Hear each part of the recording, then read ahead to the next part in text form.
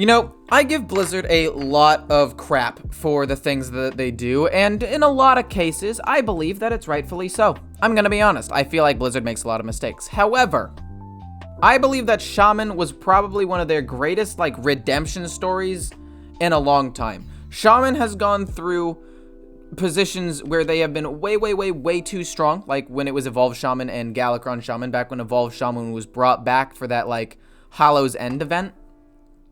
And then it went through a phase for about 6 months. It was one of the, if not the worst class in the game. And the revival that took place with this class is incredible. Like, almost every single one of these cards is seeing at least a little bit of play. And I love it. And it pushes a lot of different archetypes. And it's done so without making the class ridiculously busted. It's a strong class, but it's not as strong as Demon Hunter in my opinion. Warrior I think is stronger, but it's a little harder to play, so it has a slightly lower win rate. Highlander Hunter skews this win rate a little bit. I think that Shaman's a top 3 class, and it's all based on this one expansion. So let's jump into it, and let's jump into what happened with Shaman.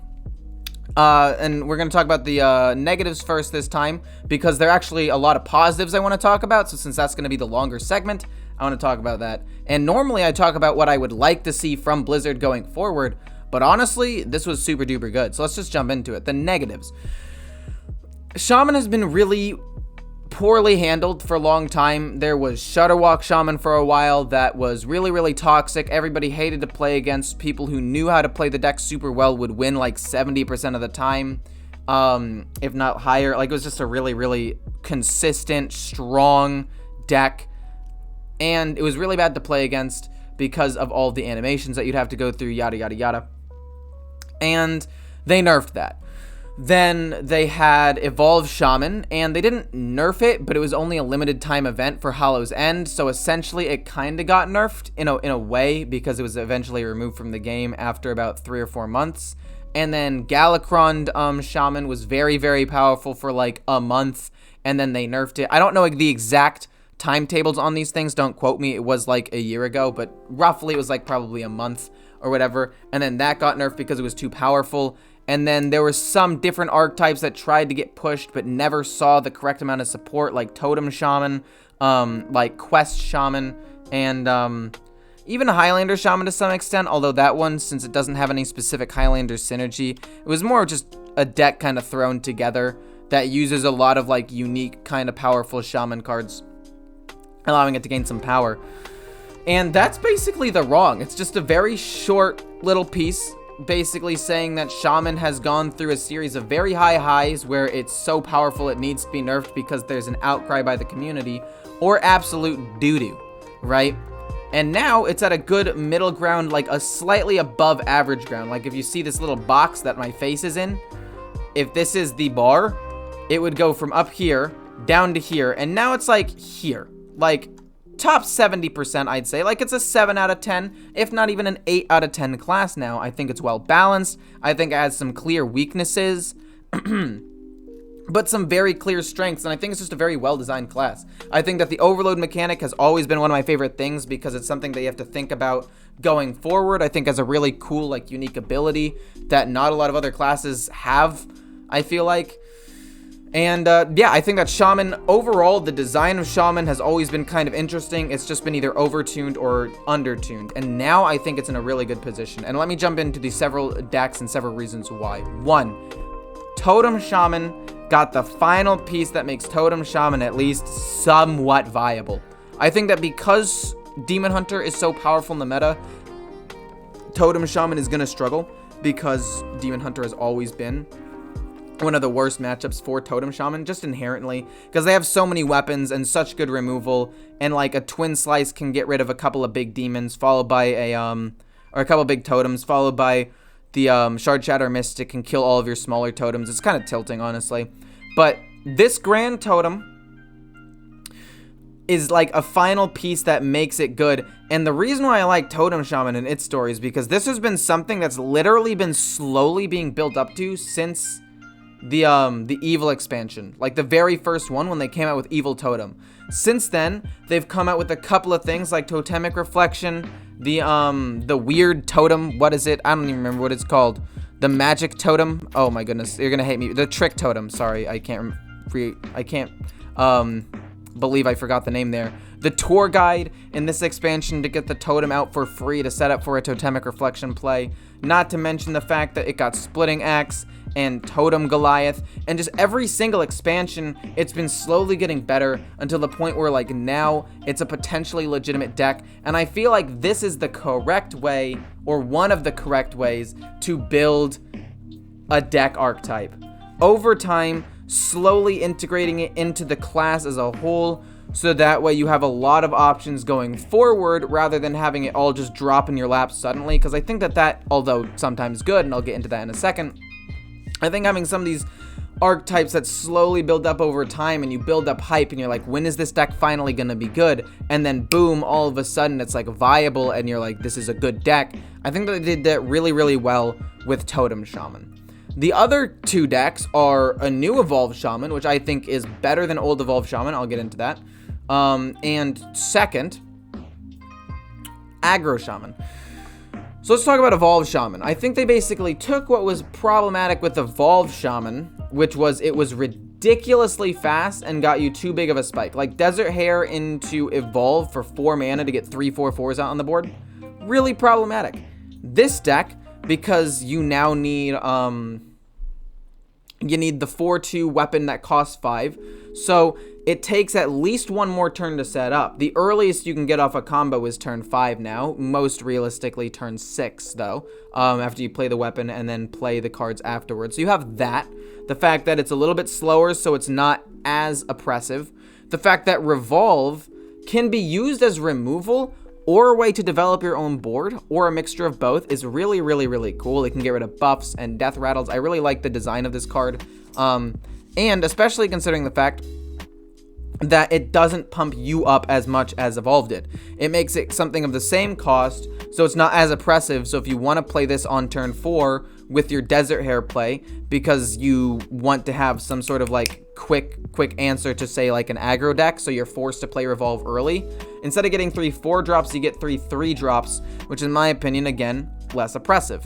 Not to mention the fact that you have a couple more cool removal mechanics like Storm Strike. You have the Pitmaster with the Corrupt to summon 2 little 3/2s, which is very strong because not only is it an inefficient minion like cost-wise with a really good ability, but the ability synergizes with Evolve very well. You also have Inara, which is just a good card in a lot of the Shaman decks right now, and it's just a very well-designed, cool legendary in my opinion. That's not busted, but is not weak either, and it can fill a role in a lot of different Shaman decks, but I'll talk about this specific card at the very end. And you gave Shaman some very much needed draw without giving them so much that it's bad.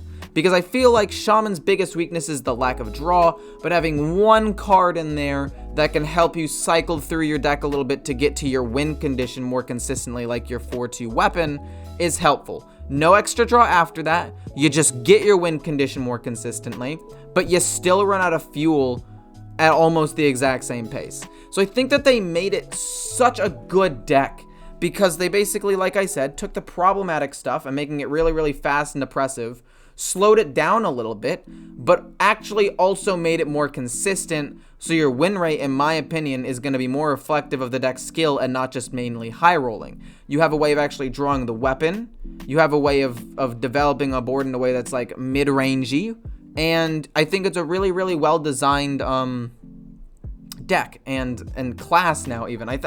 Every single one of these Shaman decks I'm talking about, I absolutely love now, because I don't think that any of them are ridiculously broken. Evolved Shaman is the closest to being broken, but when compared to Soul Demon Hunter and Warrior, I think that it is the 3rd best deck in the game, but it is not quite at the level of pure, like, ridiculous brokenness up here. I think that it's, like, top tier, borderline broken, but when compared to actually, like, broken classes, it's definitely not.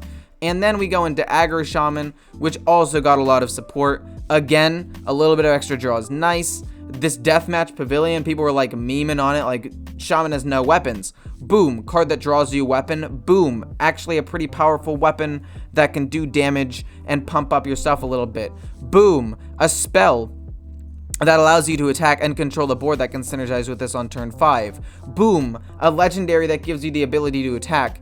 And you know how I said that I think that just dropping an archetype into your lap is kind of problematic, and I'm glad that Totem Shaman went so smoothly over the course of several expansions. I feel like this is an archetype that was implemented very, very well by just dropping it into your lap, because it took some already existing cards, like the already kind of aggressive Burn Shaman, and just gave it like an actual win condition. Because the other one was just like, hope you go fast, hope you don't get removed, and win.